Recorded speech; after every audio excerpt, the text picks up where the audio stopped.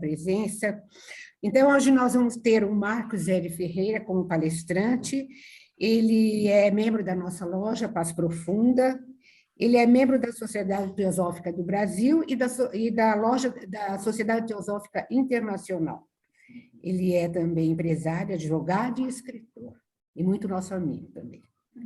Ele vai nos falar hoje sobre a vida do iniciado, né? Então, antes eu vou apresentar a vocês os objetivos da Sociedade Teosófica. Então, o primeiro é formar um núcleo de fraternidade universal da humanidade, sem distinção de raça, credo, sexo, cor ou casta. O segundo é encorajar o estudo da religião comparada, filosofia e ciências. E o terceiro é valorizar as leis não explicadas da natureza e os poderes latentes do homem. Agora nós vamos nos preparar para a palestra, vamos fechar os olhos, nos acomodar bem na cadeira, fazer uma respiração rápida, suave e profunda, e vamos acompanhar comigo o mantra da unidade. Ó vida oculta, que vibras em cada átomo. Ó luz oculta, que brilhas em cada criatura. Ó amor oculto, que tudo abrange na unidade. Possa todo aquele que se sente uno contigo, que ele é, por isso mesmo, uno com todos os outros.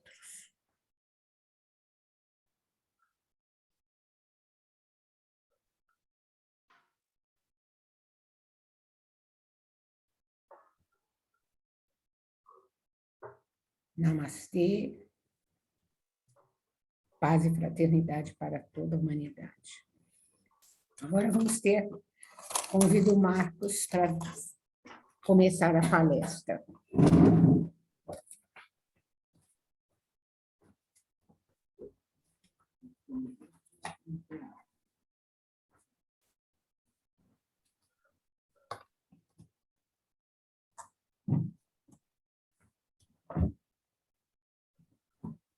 Jurássico, a jurássica criatura.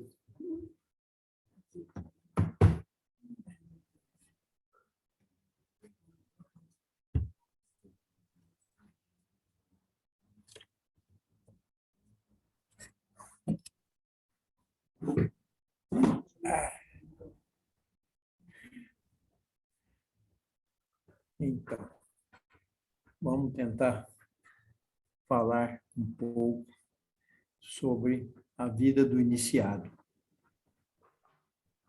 Há poucos instantes, uma nossa amiga me perguntou se nós somos iniciados.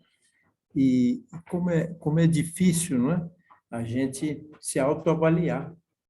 Então, vamos ver o que o Hodgson vai nos dando essas pistas para que a gente possa ter uma certas certezas, uns lampejos de iniciação, um lampejo de mestria, porque o iniciado é realmente uma escola de mestria já, né?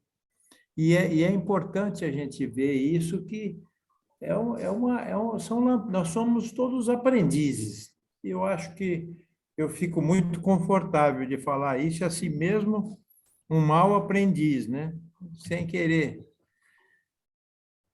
Boa tarde a todos esses presentes aqui, nossos presentes e amigos. Agradeço a presença física e virtual. Nosso tema será um comentário sobre o livro A Vida do Iniciado, de Geoffrey Hodgson. Tradução maravilhosa, belíssima, de Raul Branco, pela editora Teosófica. Quando ouvimos na teosofia, ou dentro de outras tradições, sobre a vida de um iniciado, cabe a pergunta: o que é um iniciado? Aquele que passa por determinadas provas até obter aceitação superior para receber certos conhecimentos. No glossário teosófico, aquele que foi admitido nos mistérios e foram revelados os mistérios do ocultismo, na nossa era são aqueles iniciados pelos adeptos da sabedoria mística. Teosoficamente, O homem é definido como aquele ser no qual o espírito superior e a matéria inferior estão unidos pelo intelecto. Espírito mais elevado significa o habitante do íntimo, centelha divina no homem. A matéria mais baixa refere-se ao seu corpo físico e natureza, enquanto o princípio unificador do intelecto refere-se à sua mente e poderes mentais. Assim é dito que a unidade humana essencial da existência, o espírito humano, a mônada, manifesta-se como um eu imortal interior ou ego. 2, uma personalidade externa em forma mortal, física, o homem encarnado. Por que é isso? Para que o eu interior ganhe experiência e conhecimento através do homem exterior, e em parte por um desdobramento interior, o eu interior evolui perpetuamente, é imune à morte. Para Geoffrey Hodgson, quando estamos trilhando esta vida, todo o caminho do aspirante não está fora. Tanto as realizações como as batalhas estão dentro dele mesmo. Vocês percebem isso? Como está dentro da gente mesmo, né? Essas batalhas, nós somos o nosso inferno, né? Também. Para aqueles que constituem família, o caminho não pode servir de pedra de tropeço e descompatibilizá-lo de honrar seus compromissos familiares. Não deve julgar os membros da família, mas compreender a individualidade de cada um. O candidato precisa desenvolver a paciência, a compreensão profunda e distinguir, na sua vontade de trilhá-lo, o que são deveres do caminho. Geoffrey Hodgson nos ensina que os mestres, como adeptos, são a encarnação da impessoalidade.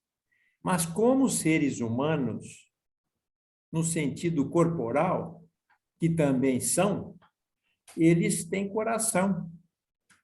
Quando erram, assumem seus karmas, que certamente estão num plano mais sutil, são tocados por sentimentos nobres, belos, pelo devocional, dispostos a auto-sacrificarem-se, como foi o caso do Mestre Jesus. Blavatsky ficou no Tibete 7 anos, ficou na casa da irmã do Mestre Kutumi. Quer dizer, essas coisas, e às vezes ela viu o Mestre na Europa, ela viu o Mestre na Índia. Então, eles sabem se materializar, né? E, ao mesmo tempo, é uma energia sutil muito avançada já, dentro das suas iniciações já. Então, para começar a gente refletir sobre isso, o caminho começa com o pensamento. O que um homem pensa, ele se torna. Tornamos-nos nossos pensamentos, onde ocorre nossa autorredenção, a nossa autocura, a nossa autocorreção. Tudo pelo exercício dos nossos pensamentos. Saibamos que maus hábitos se solidificam no corpo a cada repetição. Se a gente percebe que um hábito traz desarmonia, podemos fazer o caminho contrário. Se o pensamento é de raiva, pensemos no amor.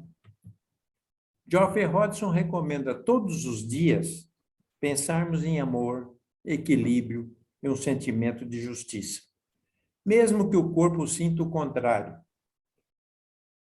A prática, o hábito, vai fazendo surgir o que está sendo pensado, repetido, e, ao mesmo tempo, embasar todo esse exercício sempre com o seu oposto. É uma programação neurolinguística.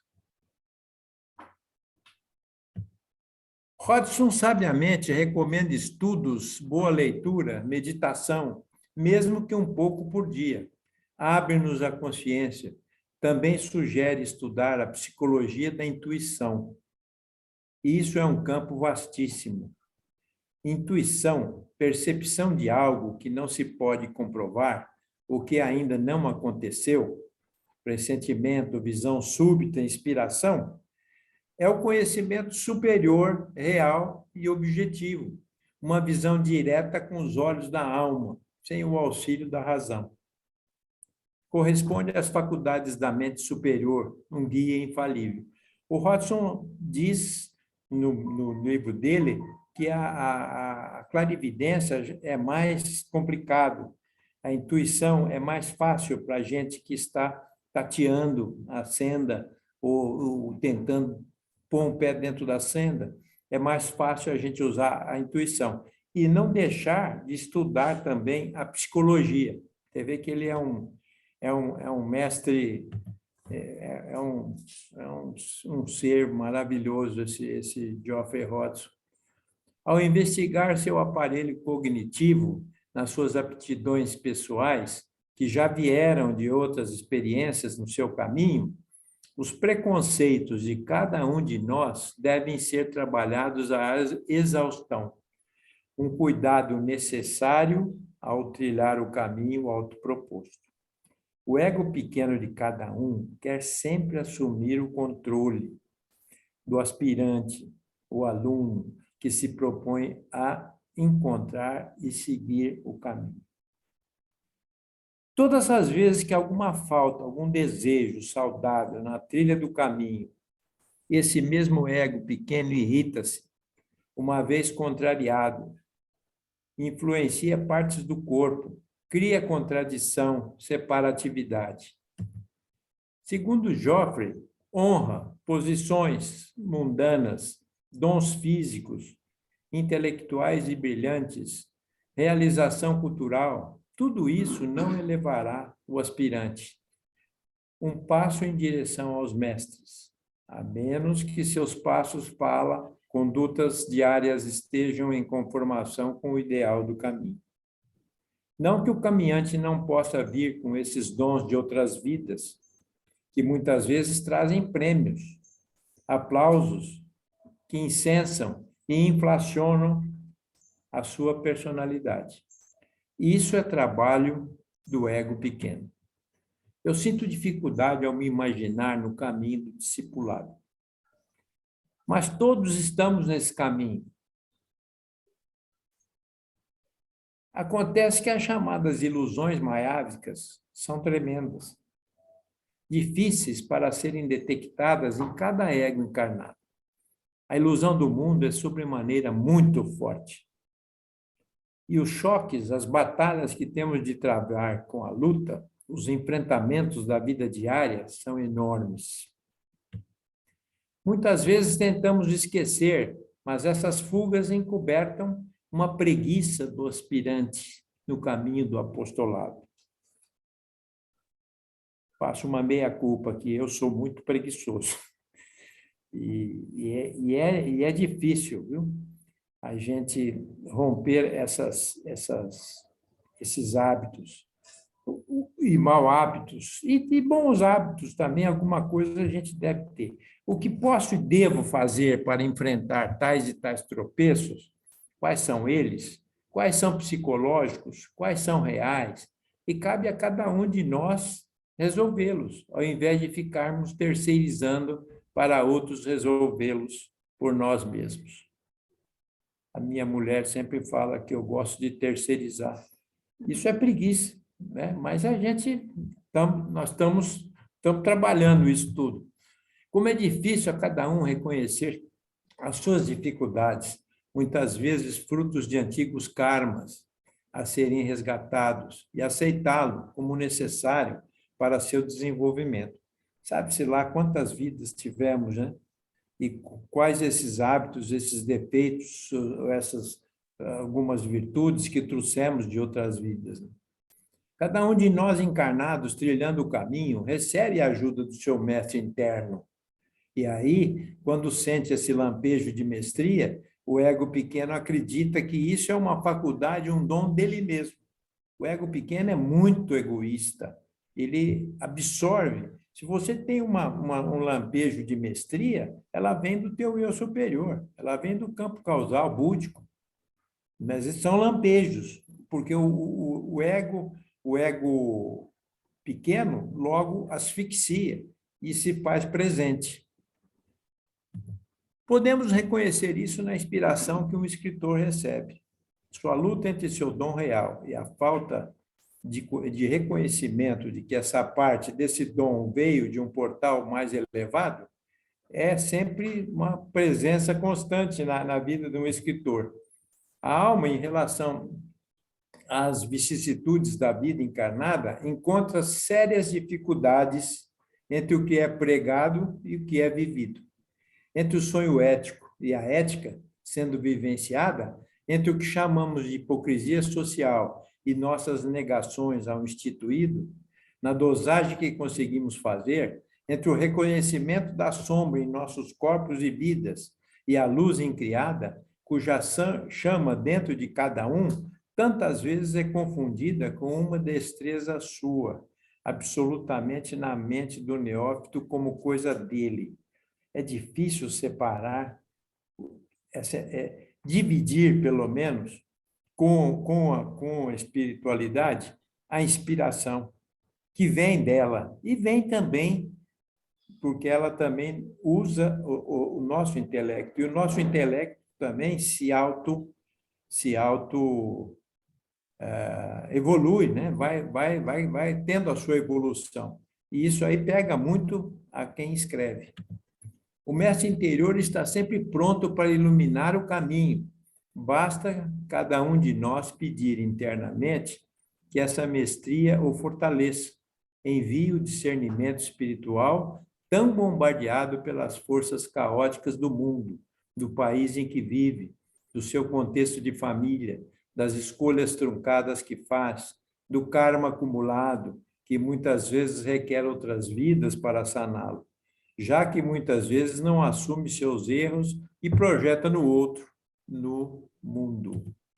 O mestre interno está pronto a nos ajudar, mas há partes kármicas, dificuldades que trazemos de outras vidas, a confusão feita dentro de cada um, no discernimento entre o que é joio dentro de nós e o que é trigo para dar bons frutos. É uma tarefa muito difícil, né? Mas temos que fazer, tentar fazer, colocar a nossa vontade nisso. Geoffrey Hodgson nos instrui que existem inteligências individuais que são virtualmente oniscientes, administrando sua opinião em cada indivíduo. Elas atuam de uma certa forma para preservá-lo do mal maior. Nós somos protegidos por inteligências individuais que são virtualmente oniscientes. Os registradores, chamados lipicas, senhores do karma, os registradores celestiais, os escribas, aqueles que registram cada palavra e ação, dita ou feita pelo homem enquanto esteve nessa terra. É o disquete que a gente leva, né? Quando o corpo desocupa o lugar para outro corpo e nós vamos animar um outro corpo. Nós levamos esse disquete para uma outra vida. Acima deles existem seres ainda mais elevados que coordenam o trabalho de seus subordinados e cuidam do karma de grupos, de nações, de raças, enquanto acima de todos existe um soberano, que é o lipica de cada globo. Vocês percebem como que tem uma hierarquia trabalhando, né? Em todos nós, na vida, nos costumes, nas pessoas, nas nações, na natureza. O ocultismo ocidental enfatiza a ação. O ocultismo oriental enfatiza o pensamento. Então, uma combinação criteriosa para cada aspirante, vivenciando aqui ou na Índia, China ou Tibete, é outra constatação enfatizada por Hobson. A dissensão entre irmãos do Ocidente, com a recomendação da prática recebida com a sabedoria do Oriente, ainda provoca muitos choques, incompreensões profundas. Nós temos que saber que nessa vida nós nascemos no Ocidente, né? E há algumas diferenças semânticas de linguagem, de costumes, de manuais de instrução que são diferentes mas a síntese, a gnose espiritual é uma só. Nós vamos ver isso lá na frente. Nem sempre é compreendido que o corpo emocional está sob a energia que vem de Budi. E o corpo mental é o veículo de mana superior. E é preciso que essas duas forças se entrelacem. Cada uma delas age com suposta divergência para o neófito, onde se estabelece confusões na visão do caminho. Abro aqui um parênteses para fazer uma autocrítica. Quantas pessoas afastamos dos estudos por causa de uma crítica? Eu estou fazendo também uma meia-culpa muito grande, ou palavra proferida no lugar e na hora errada. É preciso acautelar-nos e fazer calar o ego persona. Muitas vezes somos mais pedras de tropeço do que ajuda. Jung nos adverte sobre o dizer coisas a uma pessoa que ela não está pronta para ouvir. Segundo Hodgson, o silêncio deve ser procurado e exercido pelo iniciado, quando sua fala não contém o discernimento próprio diante de um interessado mais jovem, a ponto de afastá-lo do caminho. O discurso do que já está no caminho deve ser reservado. O silêncio e a fala cautelosa devem ser buscados, principalmente quando estamos numa exposição pública. Devemos nos especializar sobre o autodomínio, não é fácil. Dou um exemplo no trânsito. Se o motorista demora um pouco para andar, a minha raiva se manifesta, tem 3 carros na frente. A minha raiva se manifesta numa buzinada. E eu devo confessar a vocês, eu repito, falo assim, é a última vez, eu vou me controlar na próxima vez que tiver um engarrafamento na minha frente. E eles demoram para sair, sabendo que já tem espaço lá na frente, o que eu faço? Repito outra vez e falo, às vezes, um nome nada exemplar, que eu não vou aqui repetir para vocês. Dentro do meu silêncio. Quer dizer, isso é uma recorrência.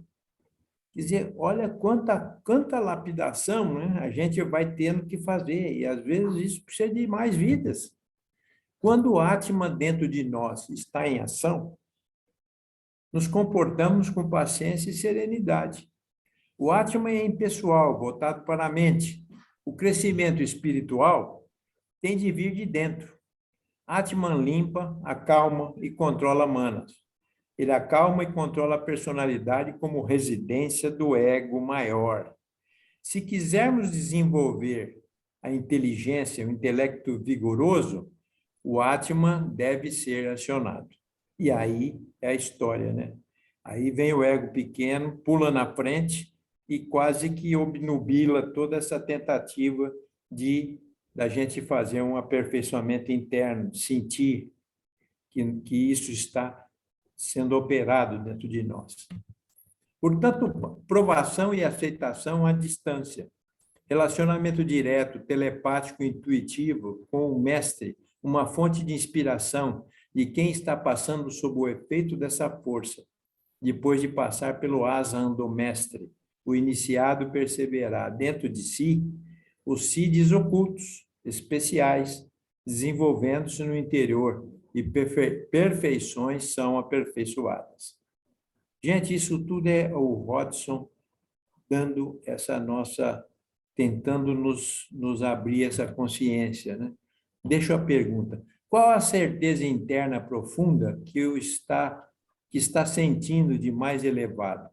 É uma harmonização, uma dádiva compartilhada naquele momento com o mestre, sem ufanismo, vanglória, onipotência e vaidade. A sabedoria é um poder adquirido. Ela é fruto de uma observação impessoal, prolongada, continuada da vida do homem no triunfo e na derrota. Não é por sentir eflúvios de acertos internos influenciando seus passos que esse sentimento é legítimo. Quando o ego pequeno sente que ali quem está atuando é o ego superior, a alma pura, de repente ele cai do cavalo. A autoeducação, a observação inteligente, impessoal, prolongada, diria repetitiva na autoanálise, nos triunfos e derrotas, pode, sob o domínio da autossuficiência e do achismo egóico, pode nos pregar uma peça. Nosso achismo às vezes, quase sempre um entrave, viu? Uma qualidade que precisa ser, sem perder a razão, mas a gente precisa tomar muito cuidado com esse achismo. Uma qualidade que precisa ser exercida, muitas vezes, que sentir intuitivamente, e que essa qualidade precisa e pode ser exercida, é a vontade. Às vezes, a gente não puser um pouco de vontade, essa intuição fica um pouquinho travada, embude. Então, a gente precisa ter um pouquinho de vontade. Uma vontade vigorosa precisa ser desenvolvida para galgarmos os degraus da escada de ouro. Acho que Hodgson, ao sugerir estudar psicologia, devia estar a nos dizer: vontade baseada num discernimento mais forte não é a mesma coisa que uma vontade de reprimir. É preciso a gente observar isso. Uma vontade repressora acaba nos deixando mais neuróticos e perdidos, moralistas muitas vezes, e seu efeito nefasto só aumenta nossas neuroses, que já são muitas para administrar e transcender. Quando ele menciona as pessoas verdadeiramente sinceras, cabe uma observação. Muitas vezes somos enganados pelo nosso interior. Racionalizamos muitas justificativas que nos damos, e a sociedade, a família, nas relações pessoais são escamoteadoras. Portanto, yoga, oração, meditação, acaba que o treinamento, pensar dentro de nós o que está provocando a falta de equilíbrio, é muitas vezes a culpa sentida, provocando medo, caos interno, e é mais fácil jogar para debaixo do tapete, trancar esses desajustes mentirosos com a anuência do ego pequeno. Nós abrimos o nosso guarda-roupa de máscaras, porque às vezes machuca. Quando você observa que o seu ego pequeno te trava, te diminui, te cria problemas, não adianta a gente ter uma indulgência com ele. Ele tem que ser observado na gente. E não adianta também a gente ficar reprimindo neuroticamente, falar, estou perdido, eu estou num beco sem saída. Não. Teu mestre superior está lá te guardando também, te observando. Ele é a sua grande testemunha. Os mestres só podem usar plenamente as pessoas sinceras. Quais seriam? Aquelas que não são influenciadas de forma alguma pela personalidade. Olha que dificuldade enorme nos relacionamentos pessoais e pelos desejos. Quem é que não está influenciada de forma alguma pela personalidade? Fiéis até a morte, que difícil, né? Diria a vocês que, baseado na minha pessoa, quão difícil a gente passear num corpo encarnado. Olhar o mestre de si face a face é tarefa hercúlea. O mestre interno nosso, olhar para ele, virar para dentro, virar do avesso. Hodgson nos ensina, saiba que o amor a ti próprio magoa mais do que qualquer outra coisa no mundo. Olha que sabedoria. Com ele, a dificuldade de separar o que é autoestima legítima, criando um outro tipo de ilusão que lhe oferece um discernimento mascarado. Se procurares tua própria vontade e prazer, nunca ficarás tranquilo e nem livre de preocupações, pois em tudo estará faltando algo. Jope tece considerações importantes sobre a renúncia. Ensina o primeiro passo ao sacrifício. O segundo, a renúncia. Mabel Collins, em Luz do Caminho, talvez resuma: mata todo o sentido de separação, de separatividade. é outra coisa muito difícil, né? Mas é preciso a gente tentar e conseguindo pequenos avanços nesse aspecto. A voz do silêncio, Blavatsky diz: renuncia à tua vida se queres viver. Quer dizer, renuncia à vida, essa vida da persona mascarada. A gente sabe que precisa ter, que a gente tem essa persona, Deus nos deu esse corpo. Então, mas a gente tem que ver até onde ele nos prejudica e até onde nós podemos fazer uma individuação com ele, no bom sentido, no sentido positivo, né? É um osso duro de ser capaz de roer, né? Enquanto vivemos a separatividade, somos aprendizes temporários. Olha, nós somos aprendizes temporários, achando que estamos trilhando a senda. Estou respondendo para você, minha irmã. Achamos que estamos respondendo à senda, vislumbrando apenas, né? Isso é difícil de compreender, aceitar. A gente sempre espera a recompensa do que aceitamos como separados de nós. E Geoffrey complementa: nada que está fora do eterno pode ajudar-te. A vida na matéria é um montão de paradoxos, mas cada um aprimora e afina a intuição. E é um desafio no qual, só com ela, a intuição que vem das entranhas, que se encontra a solução completa. Como é dificílimo separar o joio do trigo, anular sua persona a serviço do mundo. E o quaternário reconhecerá isso? Olha, já querendo recompensa, o tal de custo-benefício, a lei de Gerson, e racionalizamos, né? Com centenas de máscaras, as quais perdemos no caminho, achando que serão achadas e destruídas. Quem? O outro? A outra? O afasta-te de mim, Satanás, é o Cristo em nós, que fazemos questão de esconder, não reconhecer e proclamar aos quatro cantos que estamos atentos e resolutos. Vivemos de mentira.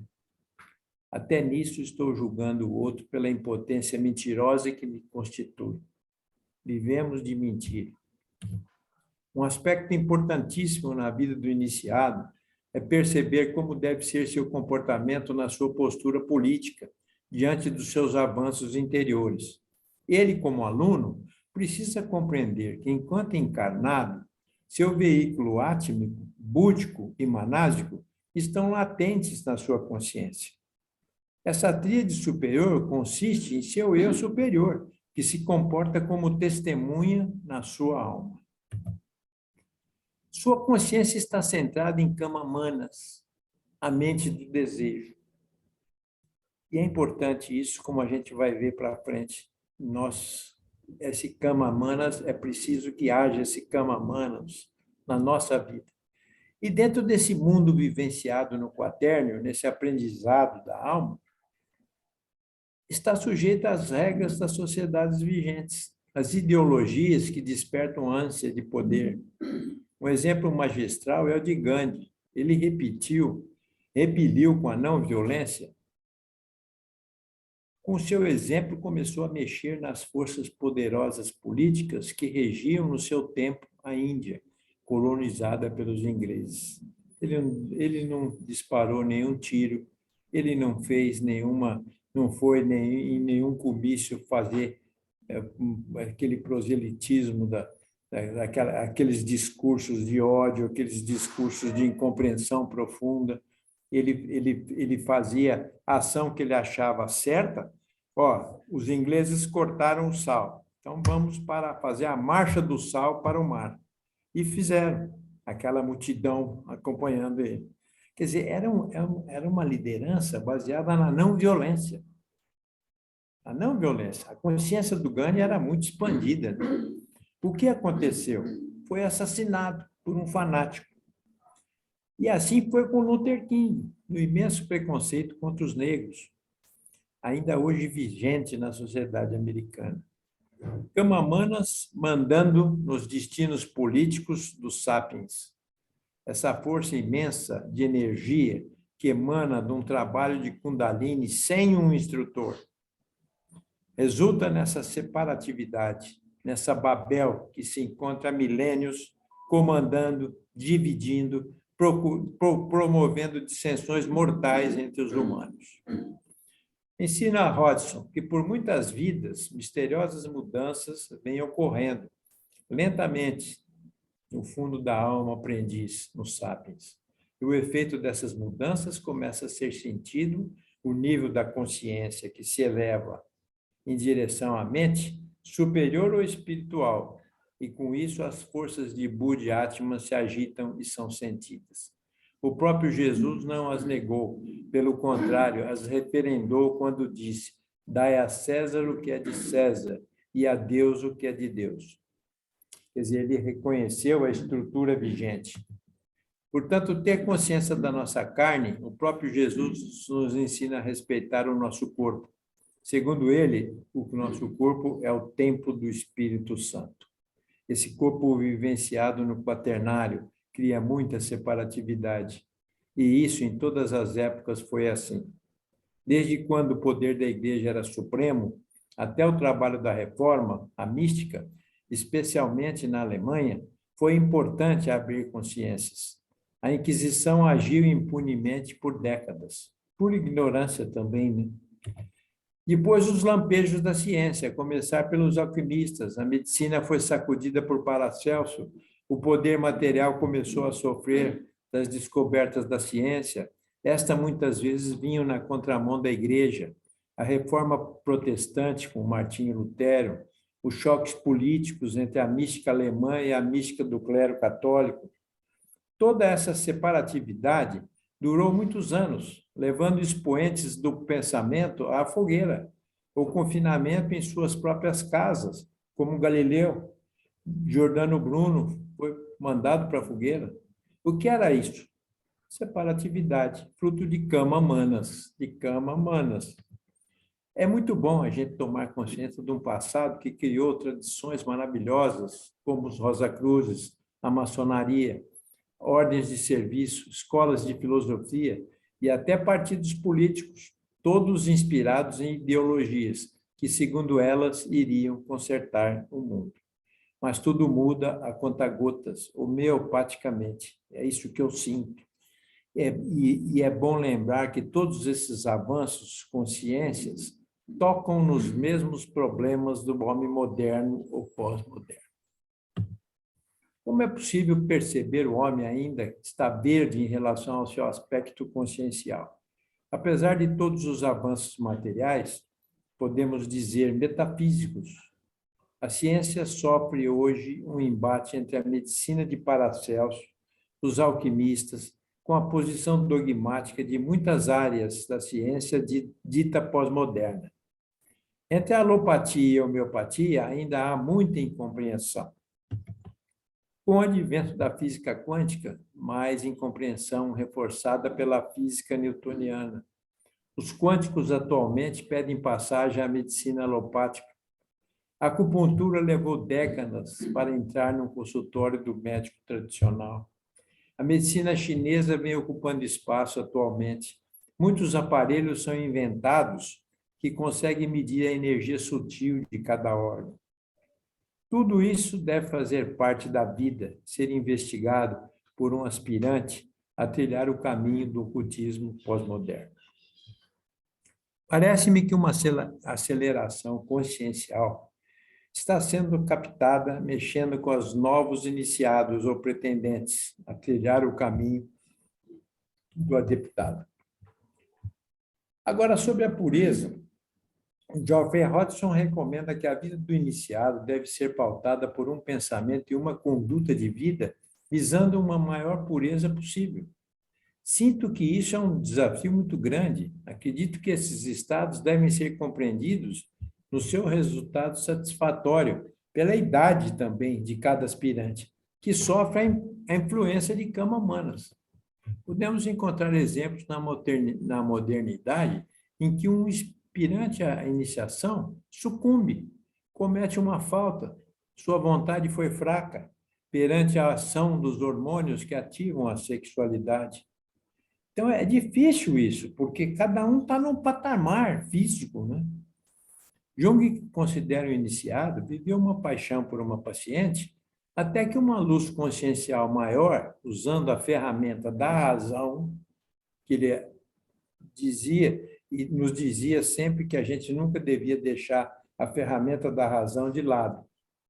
Abriu-lhe os olhos, fez com que ele conservasse a família e aprendeu com a experiência e recobrou o seu centro energético. Essa moça depois saiu do hospital do Burgos, que ele ouvia essa moça, como provavelmente uma demência precoce, como provavelmente, e dedicou o resto da sua vida, essa moça, ao trabalho educacional de crianças, e fez um trabalho extraordinário, e ela era russa. Acredita que foi ela que disse ao Jung que o que ele fazia era arte. Geoffrey Hodgson dá algumas dicas para trabalharmos essa força que nos derruba e deixa de joelhos. Diz ele, o poder criativo de uma força poderosa do Logos pode ser tratado com uma dessas três maneiras normais ou anormais.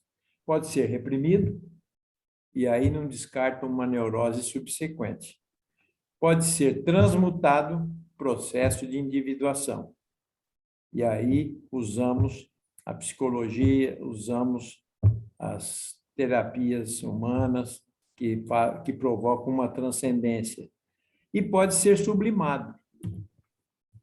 Então, os poderes ocultos, Blavatsky sabiamente nos adverte a respeito da Kundalini.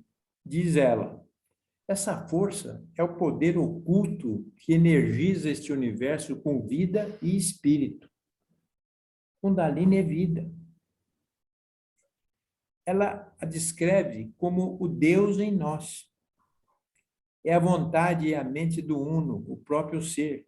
Essa força que começa lá na nossa base do corpo e acaba no chakra da coroa, mas precisa ser orientada por gente entendida e não pode ser desenvolvida, às vezes, por uma pessoa individualmente, sem ter noção, porque ela derruba, ela faz o cara ficar de joelhos, ela provoca várias ações desatinadas na pessoa.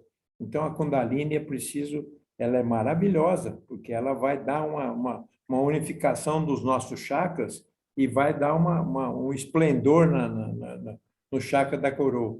Mas se você fizer ela parar no plexo solar, ficar só na sexualidade, travar o caminho dela para pegar o plexo do coração, da laringe, da terceira visão e da coroa, aí cria muito problema.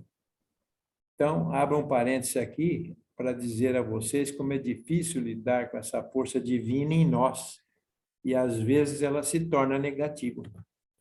Mas vamos enfocar no pensamento de Hodgson. Segundo ele, temos duas naturezas, uma espiritual e uma material. Elas estão desfocadas uma da outra. O chamado eu superior se apresenta como testemunha dentro do quaternário inferior, que é o nosso corpo. Essa força superior precisa do nosso corpo. Ângelo Silésios, que era um místico da Idade Média, dizia que Deus precisava dele. Por quê? Porque era preciso ele precisava do nosso corpo também. Olha que coisa maravilhosa isso e de difícil compreensão, porque a nossa separatividade tende a falar, não, você é do demônio, você é de Deus, você é da luz, você é das trevas. Não é isso. E nós vamos ver aí na frente como é que isso pode e deve ser compreendido. Como essas duas naturezas se individualizarem? Um flash de intuição pode ocorrer. Para Hodgson, ela é mais importante do que a clarividência. Segundo Hodgson, essa consciência intensificada apura nossa intuição dentro da unidade que nos permitimos vivenciar em nossa visão de mundo e de nosso ser superior, que está sempre testemunhando as peripécias do corpo físico. dotado de várias personas, várias máscaras, para experienciar sua matéria corporal e psíquica. Seria a consciência intensificada de uma experiência de pico que Maslow esclarece muito bem? Ou seria a visão mais unificada de uma experiência xamânica, de um daime, por exemplo, dentro da modernidade, a experiência xamânica? Ou a que os sacerdotes do Antigo Egito experimentavam ao tomar o soma? Eles tomavam o soma, né? Que era um chá de ervas, um xarope baseado em ervas, e que despertava, às vezes, havia um aminoácido que fazia com que a folha, que provoca a miração, que é o feminino, fizesse a transformação dentro da sua consciência. Esse é o daime. Os alemães analisaram o jagúbio, o cipó, e esse chá, eles chegaram a essa conclusão que o chá, o feminino era despertado pelo masculino na fervura dos dois juntos. Olha só, na fervura dos dois juntos. Seria a consciência intensificada de uma experiência de pico, né? O místico alemão Jacob Boehme, cujo ofício, e o Jung gostava muito dele, e eu gosto demais também, cujo ofício era a de um sapateiro, através de algumas visões em que lhe foram revelados os mistérios da criação, teve a sua consciência despertada. Ele usou expressões alquímicas para tentar se fazer compreender e explicar o que essa energia divina era. Segundo ele, Deus é uma energia abrangente. Olha só o Jacó, o que ele fez para dar uma aproximada. No intuito de nos fazer compreender essa força, suas variações de naturezas, ele encontrou na alquimia uma aproximação possível do seu esplendor, o esplendor da divindade. Boehme disse que essa força tinha vários sabores e tons: colérica, doce, amarga, azeda, adstringente, e chamou a luz incriada de pérola. Então, cada um de nós chama essa força e faz com que ela se transforme em demoníaca ou divina. Compreenderam isso? Ela tem todas as qualidades na natureza dela. Então, você que acessa as qualidades. Aí que está o seu trabalho de mestria espiritual. Porque se você acessa só as forças retrógradas, você está criando um mal dentro de você. É isso aí, está reativando esse mal que já existe na nossa natureza. Tanto o mal, entre aspas, como o bem. Então, segundo Hodgson, nosso eu espiritual tem seu olho ou consciência continuamente focado na lente entre seu olho e sua imagem material, manipulando as duas naturezas para que possam se fundir. O que em psicologia seria o processo de individuação, muito bem fundamentado por Jung, mas vai muito além desse processo sutil, de um psiquismo centrado no corpo e na alma. Nós não podemos esquecer o corpo. Algumas sugestões de Hodgson mostram muita visão e experiência sobre a nossa percepção de entrada no caminho. Recomendo o estudo da vida dos iniciados, os adeptos. A gente poderia e pode aprender com Pitágoras, com Apolônio, com Jâmblico, com Saint-Germain e com os mestres da modernidade, né? Que estão aí, tem vários mestres aí na modernidade. Aprender a passear pela solidão de cada um de nós, o cerne de si. Nós sentimos muita solidão e a gente começa a fugir através de brinquedinhos para sair dela. E isso é difícil mesmo. E a gente nem pode condenar, porque ela é insuportável, às vezes, a solidão. Existe uma espécie de solidão positiva que traz um crescimento, mas existe aquela solidão insuportável, né? Tá sendo ainda dirigida por Kama-manas, pelo inferno terreno, e ser autossuficientes, né? Esse mundo digitalizado, pelo qual as fogueiras, as torturas da Idade Média, a expulsão dos grupos, cuja tradição dizia-se muito rigorosa, e era mesmo, hoje as formas de punição escolhidas são o linchamento das pessoas de forma digital. As ideologias contribuem muito para se criar separatividade. As fake de hoje servem-se da inteligência artificial, do algoritmo, da fofoca, das descobertas da ciência, as vacinas, o estudo dos laboratórios, a alopatia, a predação da natureza numa velocidade espantosa, vem delineando para nós a intuição do mecatombe mundial. Falharemos muitas vezes nessa aspiração de entrada no caminho. O fato é que cada um de nós, até sentir-se como um caminhante na espiritualidade consistente, aquela que nos vira de cabeça para baixo, que aos poucos vai mudando nossos velhos hábitos, aos poucos vai acelerando uma intuição mais fortalecida pela certeza interna, embora muita ilusão precisa ser descartada após ser detectada.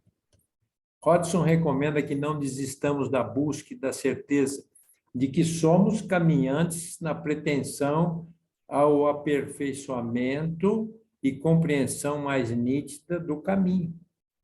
Se estamos no caminho ou não, mas pelo fato de você compreender, vislumbrar e querer participar desse caminho, já é um início maravilhoso, né? Eu acho que difícil, nós temos que... O caminho inclui o nosso corpo. O caminho não é só o blá, blá, blá de ver anjo e arcanjo. O caminho é o nosso corpo. E esses anjos e arcanjos nós temos que encontrar dentro de nós, assim como o nosso eu superior.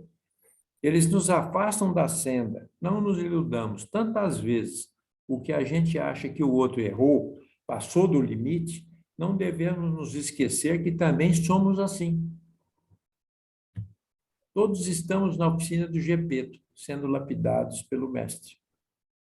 Nosso ego pequeno sofre com relação às ofensas e fofocas alheias. Como equilibrar isso? Como reconhecer a projeção que nos torna insuportável, a batata quente nas mãos, que a gente não aguenta segurar, e essa batata quente nós mesmos é que criamos, achando que ela não é nossa, e a transferimos para o outro. Um filósofo maravilhoso como Sartre já dizia o seguinte: o inferno é o outro. Olha só.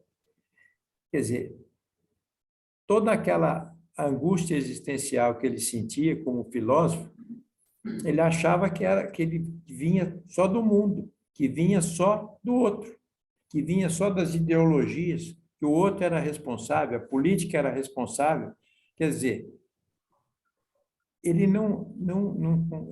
ele tinha dificuldade para enxergar que a bondade dele não era tão grande, que a consciência dele não era tão grande assim. Mas é difícil isso aí, porque era um intelectual de mão cheia, né, o Sartre. Joffre diz também que podemos ser vozes, ou caso isso não seja alcançado, no nosso grau de pureza e perfeição, podemos ser ecos. Na nossa troca de experiência diária e de observação das máscaras, ele recomenda sermos confiáveis em relação às confidências de um irmão, não usar o ventilador das dificuldades do outro para manchar e colaborar para a sua queda. Não fosse já o suficiente o que acaba de ouvir. Não nos esqueçamos que estamos num confessionário gigantesco, que começa no individual e espalha-se no coletivo. Hodgson diz que a mônada Atma é a realidade última, a iluminação final do homem. Abro um parêntese da minha compreensão precária desses ensinamentos superiores. Acredito, com os avanços atuais, as novas tecnologias, o avanço do cyber, que vamos conhecer num futuro não tão distante, outras formas e estágios de vida em outras orbes. E o meu achismo é que essas outras civilizações avançadas devem estar no nosso aqui, enviando para o campo informacional nosso muitas energias superiores, as que já descobrimos até agora. É importante frisar o que Hodgson nos adverte para o nosso encontro com a identidade equivocada. O erro de Ankara, segundo os hindus, a consciência de si mesmo, a autoidentidade, o sentimento da própria personalidade considerada como o eu superior. O ego pequeno, às vezes, quer se apossar do eu superior. E é um trabalho inútil para ele, né? Ele tem que saber a condição dele de ego pequeno e o aperfeiçoamento dele como ego pequeno, que ele está com a bagagem do corpo levando esse ego. O eu superior está nele, está dentro da tríade, Atman, Buddha e Manas, mas ele está dentro do físico, etérico, astral e mental inferior, até ele passar pelo Antakarana. O sentimento da própria personalidade, considerada como eu superior, que não passa do nosso eu pequeno, egoísta e maiábico, princípio do homem, e devido à nossa ignorância, separa o nosso eu do eu universal. Separatividade. Essa é a verdadeira heresia, segundo Hodgson. E, segundo Hodgson, a verdadeira causa da separatividade. Novamente, me permito abrir um parênteses usando da psicologia no processo de individuação. A alegria sentida nesse processo, essa consciência intensificada, com certeza unifica o corpo com sua consciência física e espiritual. Muito importante enquanto vivemos, mas é ainda uma experiência separatista. Eu entrei numa consciência intensificada. Você entrou? Isso é separatividade. Você não sabe? Às vezes a gente não admite. A Monada Atman está além dessa consciência de alma-corpo. Podemos chamá-la de luz incriada. Está além do psiquismo, pois ao terminar o alento terráqueo, o que é o corpo físico, se não um punhado de minerais e componentes da Mãe Terra? É importante essa individuação. Podemos chamá-la de psicofísica espiritual? Muito, podemos, mas ela ainda caracteriza o processo de separatividade. Não é só nas tradições conhecidas que se alcança uma consciência expandida. É preciso que se diga que a consciência búdica pode ser atingida, e já foi, por muitos místicos, eremitas, yogis, e os chamados de Paramahansa, que era o título espiritual, o cisne supremo, aquele que manifesta o estado supremo de comunhão ininterrupta com Deus. Foi o que o Paramahansa Yogananda sentia no rasa do seu mestre. Ele ficou lá, em Pune, durante vários anos. Então, ele na companhia do mestre, e ele sentia ele foi chamado, né, de Paramahansa Yogananda. Maravilha Depois ele foi para os Estados Unidos e o mestre falou: a sua missão agora está dentro dos Estados Unidos. A Índia pode ficar aqui esperando você. Ele foi, depois ele voltou. E cada raio, cada temperamento, a consciência búdica no cérebro de um iniciado pode diferir na forma, visto que a língua, os costumes, o manual de instrução de Ocidente e Oriente atingem o corpo físico das pessoas e tende a criar diferenças que provocam separatividade.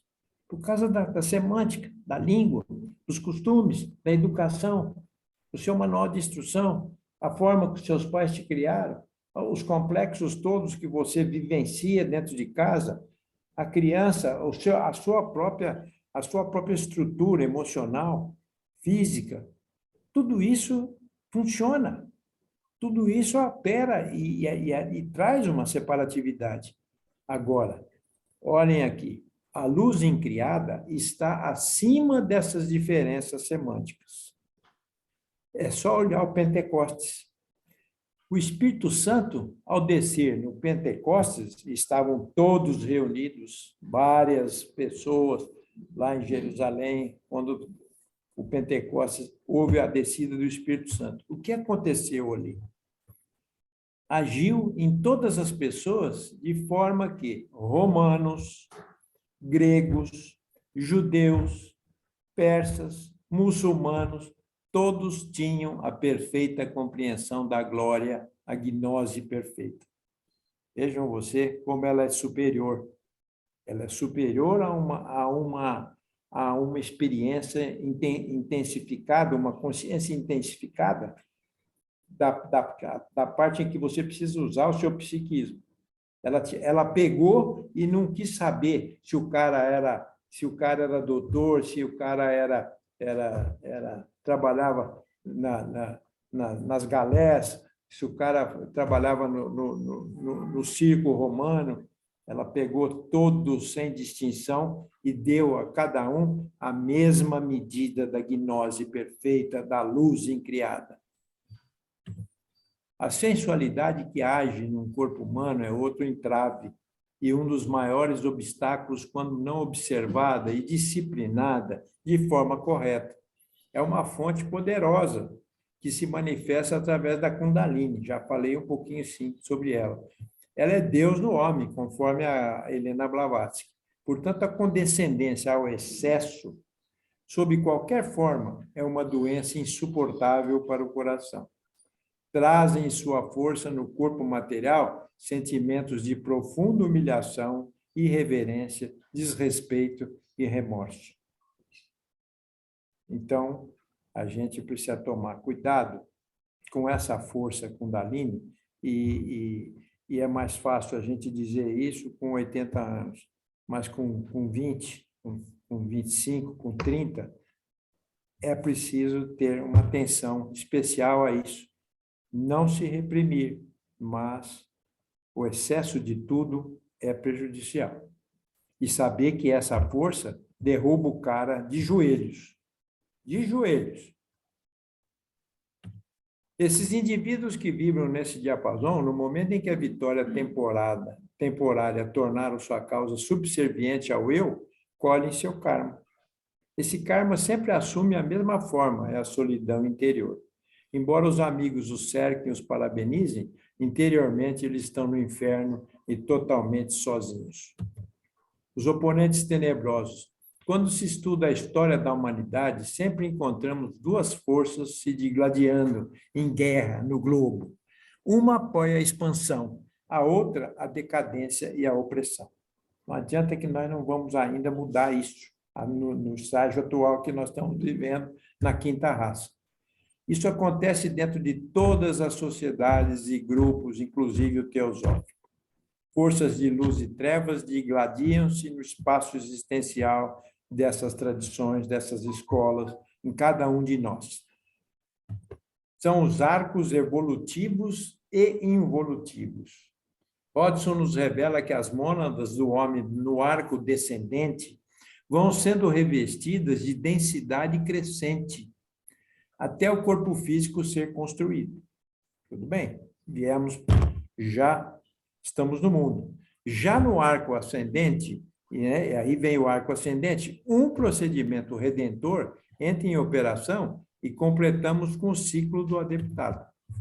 Inteligências elevadas, agora vem o lado negativo. Os pitres dirigem tanto o processo involutivo como o evolutivo. E, além disso, garantem seu sucesso. Aqueles que auxiliam no arco involutivo, chamados asuras ou asura pitres, esses termos são hindus, né? Quem quiser pode consultar a doutrina secreta, o glossário teosófico, tendem a ser considerados pelo homem como satânicos. Já os que estão no ascendente são considerados redentores. O homem as vê como demoníacas e divinas, respectivamente. Isso pode auxiliar, pode ajudar a explicar por que estamos aqui e para onde estamos indo. Tudo isso está revestido de alegorias espirituais que representam as hierarquias redentoras e satânicas. Gente, nós temos que tirar um pouquinho esse Satã introjetado pela igreja, por certas tradições muito rígidas em nossas cabeças, para que a gente obedeça na marra, ou fica com medo do inferno, ou fica com medo da punição. Tudo isso está revestido de alegoria espiritual. Na realidade, elas não são nem uma coisa, nem outra. São poderes mutuamente equilibrados, trabalhando temporariamente para objetivos opostos. Gente, isso é maravilhoso. Eu vou só ler rapidamente para vocês o que o Hodgson encontrou no poema, no poeta James Stephens. Milagrosamente discerniu isso em seu poema Plenitude do Tempo. Em um trono de ferro enferrujado, depois da estrela mais distante do espaço, vi Satanás sentado sozinho. Velho e abatido estava o seu rosto, pois o seu trabalho estava terminado e ele descansava na eternidade. Olha que beleza. E para ele, saindo do sol, veio seu pai e seu amigo, dizendo: agora o trabalho está terminado. A inimizade chegou ao seu fim. E ele guiou Satanás aos paraísos que ele conhecia. O Criador, né? Gabriel sem franzir a testa, Uriel sem lança, Rafael veio cantando, dando boas-vindas ao seu antigo par, e eles o sentaram ao lado daquele que tinha sido crucificado.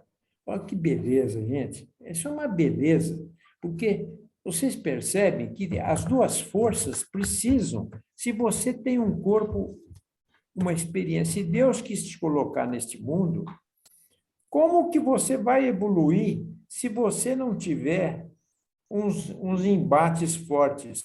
Se você não tiver um parceiro que te dá umas porradas fortes e que a igreja, no fim, chama de demônio e tal. Pode chamar do que quiser, é uma força para baixo. Mas esse para baixo é que vai fazer com que você encontre esse que está testemunhando no seu corpo, que é o seu eu superior. Então, é preciso essas duas forças agirem. Não tem jeito da gente fugir. Ninguém vai ser santo, ninguém vai ser anjo do dia para a noite, não. É isso, precisa compreender essa passagem, né? E é difícil isso, né? Esse, diz o Hodgson, é um dos mais maravilhosos lampejos de percepção intuitiva que conheço na literatura. O Logos reconhece a mesma importância e valor da ajuda satânica, entre aspas, ele pôs aqui, para não ficar com esse ranço no arco descendente, e a ajuda redentora semelhante a Cristo no arco ascendente. E ele os senta juntos, iguais, no final. No final. Percebe? Que lindo que é isso aqui. Então, eu acho assim, e aí cabe frisar, o homem que completa a liberdade é senhor de si mesmo. E isso na quase totalidade humana, nunca acontece. Só os adeptos de uma fraternidade que já passou por diversas encarnações conseguem algum progresso, ou muitos progressos nessa estrada, né? Por isso a escada de ouro é difícil de galgar. E Jesus trouxe o benefício do Espírito Santo através da graça. Iogues, eremitas, paramahansas têm conseguido, através dos séculos, chegar perto da perfeição. Cabe, antes de encerrar, dizer que no Oriente existem asans, através dos quais os aspirantes ao discipulado são aceitos.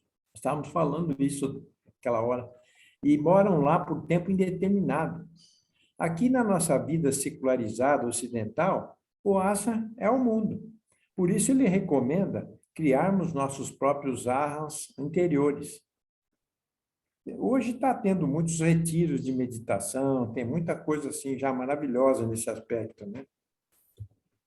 E a retenção das experiências exteriores no subconsciente ou nos seus quartos de despejo também são entraves para o nosso crescimento. São nossos porões que a psicanálise conhece bem e por isso que as iniciações na vida do aspirante demoram, precisando muitas vezes de várias vidas. Pode haver fadiga, tristeza, sofrimento, frustrações, problemas de saúde, contribuem para atravancar as primeiras inspirações e elevações de consciência que são abafadas, racionalizadas pela estrutura vigente. Hodgson oferece 5 sugestões para se saber se as experiências pelas quais passa o neófito são realmente vindas do ego maior. No seu livreto, O Yoga de Luz, ele diz que dentro de cada um de nós existe aprisionado um poder onipotente. Encontre-o e liberte-o. A experiência produz, 2, a experiência produz um efeito de iluminação. 3, se a pessoa sentir-se iluminada, então aceite. Se sente algo separado de si mesmo, como a personalidade nos faz sentir, sejamos cautelosos. Se a pessoa torna-se mais gentil no relacionamento com os outros, no trabalho, na família, no social, na realização do seu dharma, vocação, em geral, então é uma experiência confiável. A gente tem que acreditar também, né, dentro da nossa vida. Nem tudo está perdido. Tinha um colunista no jornal A Cidade, já falecido, quando eu escrevia lá, e ele também, ele falava, nem tudo está perdido. Ele começava a crônica dele e no final ele falava, nem tudo está perdido. E quinto, a experiência tem o sinal de autoridade. O Hodgson fala isso.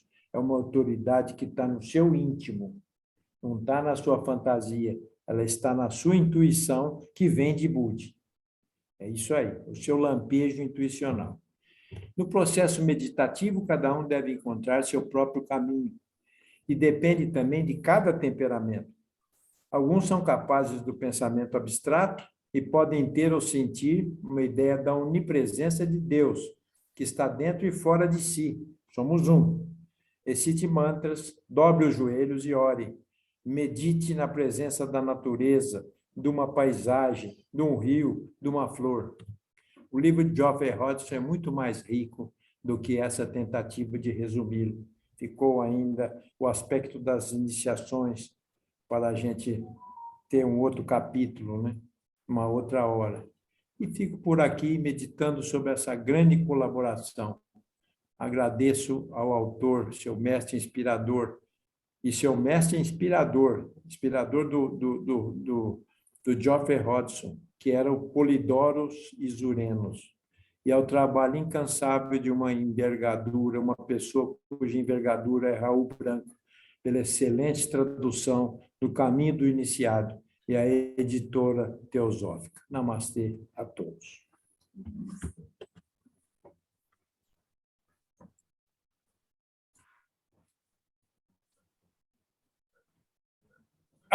Levanto. E aí, vamos, quiserem trocar. Ela vai fazer Sim, terminar já. Tá bom, tá bom, tá bom. Muito bom. Ok, vamos fazer o encerramento dessa palestra, agradecendo esse momento de estudo e de oportunidade de mais conhecimentos, ok? Já que o Marcos citou o mantra Escada de Ouro, vamos a ele. Lembrando que ele tem 13 versos, tá? Então, acompanhe mentalmente. Isso quem chamou a atenção foi a Berta, né? Vida limpa, mente aberta, coração puro, intelecto ardente, clara percepção espiritual, afeto fraternal para com todos, presteza para dar e receber conselho e instrução, leal senso de dever para com o instrutor, pronta obediência dos preceitos da verdade,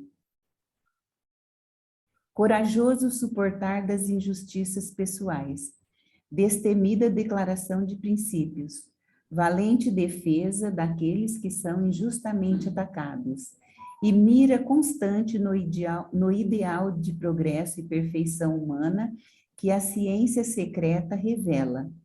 Esta é a escada de ouro, por cujos degraus pode o aspirante galgar até o templo da sabedoria divina ou teosofia. É o passo a passo, né? A escada. Facinho, né? Cada passo, né? Cada degrau é um pouquinho mais difícil. Mas é muito boa a sua palestra, claro, com a ajuda do Geoffrey Hodgson e a tradução do Raul Branco. Paz a todos, namastê.